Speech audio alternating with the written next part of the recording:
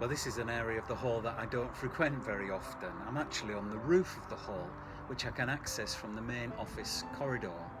You can probably hear the noise of the traffic on the Aston Expressway, which despite the lockdown seems as loud as normal.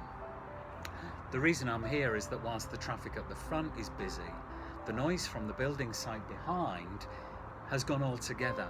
Usually the builders can be seen busy at work. The noise of the hammers and the saws is constant, and the two large cranes move all the time. These buildings have gone up very quickly over the last year or so, haven't they? Absent builders.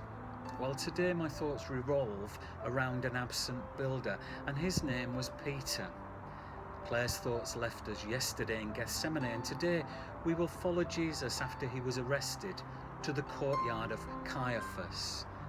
The theme of our Lent series is that simple question that Jesus asks his disciples, "Who do you say I am?" And according to Matthew's account of the conversation, when asked the question, Peter replies, "You are the Messiah, the Son of the living God."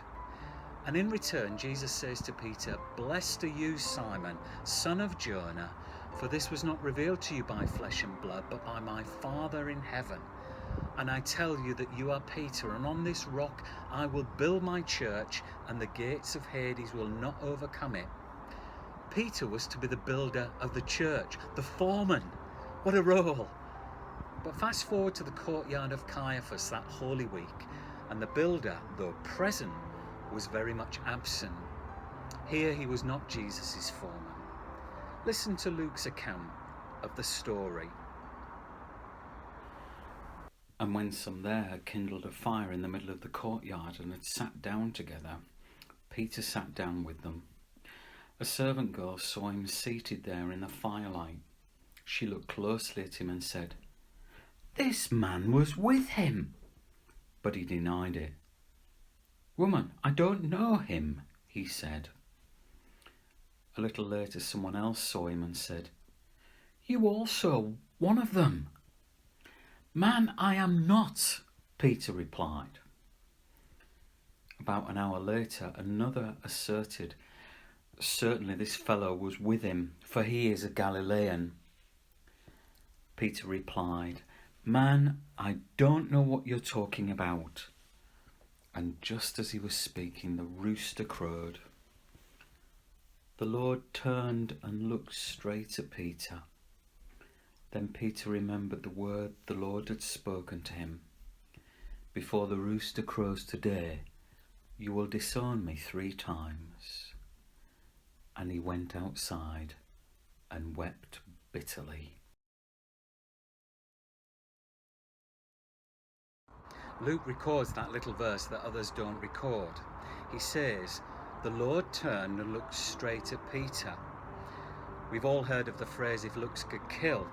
We may have been the recipient of such looks in the past, and we may have been guilty of giving such looks too.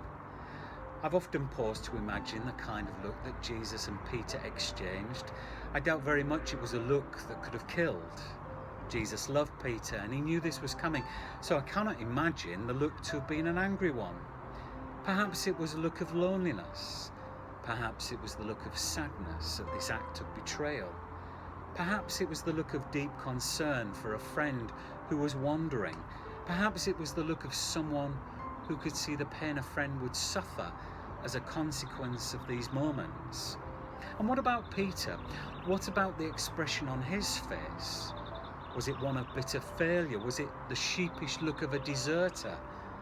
Was it a look that said, "What have I just done?" Or was it a shell-shocked, absent look of a man who could not believe what was happening? Like the site behind me, the courtyard had an absent builder. I find myself often identifying with Peter. There are occasions when I disappoint myself, and I'm quite sure I disappoint God. There are times when instead of being close to God, I find that there are moments that I put distance between us, when I don't choose to want to know the God who makes himself known. Yet the immense message of Easter is that God takes us from that place of disappointment and separation to the place of restoration and new life. And for Peter, that would certainly be his experience. The look that Jesus gives is not a look that could kill, but instead is the look of love. On Monday, washing feet, Jesus said, I am a servant. On Tuesday at the meal table, he said, I am broken. On Wednesday in the garden, he said, I'm overwhelmed. And today in the court of Caiaphas, he says, I am alone. But this Holy Week, he also says to us, come, I am the life giver. Today, let God take our disappointments, let God take our failings, our absence, and instead let him restore and refresh us with his presence. Amen.